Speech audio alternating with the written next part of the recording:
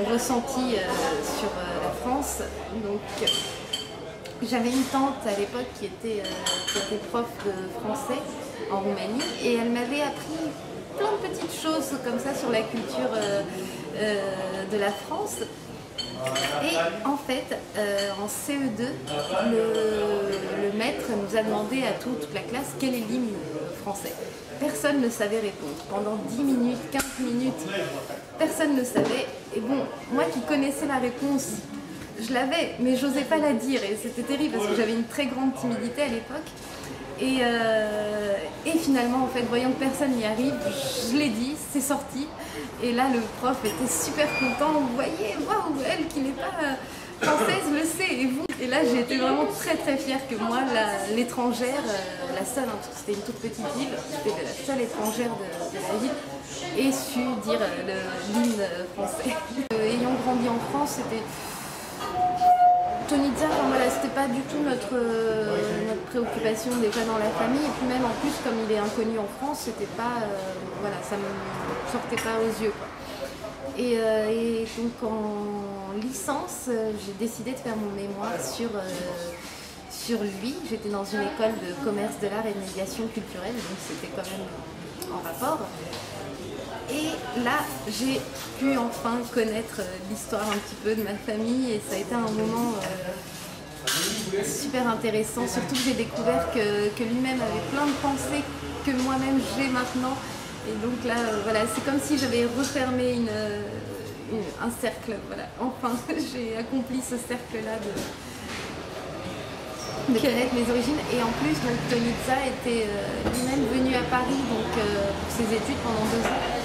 Donc je suis partie de cette idée-là. Il était venu étudier en Europe, donc il avait les mêmes skills, les mêmes atouts et techniques que les peintres de son époque, que les autres artistes de son époque, et qu'il a alors reproduit en Roumanie. En fait, on est en pleine démarche pour pouvoir récupérer quelques œuvres. Mais bon, ça risque de durer des années, et puis c'est un combat que je vais mener jusqu'au bout de ma vie. Il faut que ces tableaux me reviennent ou reviennent à des institutions publiques en fait, plutôt que restent dans des salons de gens qui ne méritent absolument pas et qui ne font que se vanter avec un tableau et au lieu d'en apprécier l'art. Et donc en fait moi, parce que j'ai un projet de vouloir faire connaître Tonitza en France et en Europe. Et donc à long terme, moi j'aimerais pouvoir faire des partenariats avec des musées, enfin voilà, organiser une exposition ou plusieurs en France et donc avoir les tableaux entre guillemets sous la main, donc sous ma main ou sous la main d'autorité de l'État. J'ai trouvé énormément de pensées qu'on avait en commun. Donc par exemple, lui il avait une pensée assez socialiste, politiquement parlant, aussi. Il avait un amour pour les enfants et l'idée de l'enfance en général.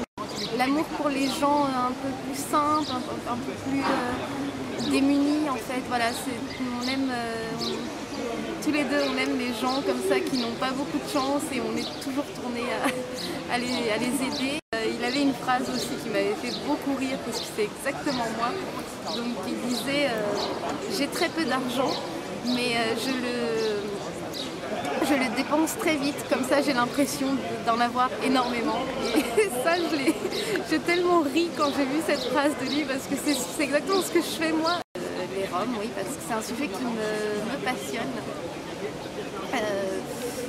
Ça a commencé donc avec la culture, en fait, tout simplement, la musique. J'ai commencé à aimer la musique, les jupes colorées, tout ça. Et petit à petit, je me suis intéressée à leur façon de vivre et à leur histoire. Et donc là, j'ai voulu creuser le sujet et surtout donc avec ce sujet, l'intégration de l'Union européenne, les Roms dans l'Union européenne. En fait, je voulais voir pourquoi et comment ils ne sont toujours pas intégrés depuis tant de siècles qu'ils sont là. Comment ça se fait que ça ne marche toujours pas et comment ça se fait qu'ils restent toujours quand même en marge de la société. Ce que j'aime aussi chez eux, ouais, c'est un petit peu ce côté rebelle aussi cette liberté qu'ils ont à ne pas prendre en considération la société dans laquelle ils vivent. C'est quelque chose qui me paraît assez intéressant comme démarche. C'est étonnant parce que moi je me sens française quand je suis en Roumanie et je me sens du coup roumaine en fait quand je suis en France. J'ai toujours ce côté un petit peu débat intérieur et finalement enfin, je me sens des deux c'est clair. Mais là en ce moment en fait mon côté roumain m'attire de plus en plus. Je suis de plus en plus curieuse. J'aimerais vraiment vivre en plus là-bas quelques années, voir ce que ça fait. Je pense que je me sens vraiment bien là-bas en fait, parce que c'est quand même une partie de moi qu'on m'a enlevée un petit peu en me faisant venir en France à cet âge-là. Et donc c'est une partie que j'aimerais regagner en allant en Roumanie. J'ai même été DJ de musique un peu balkan en fait, pour faire connaître aux Français la vraie musique roumaine.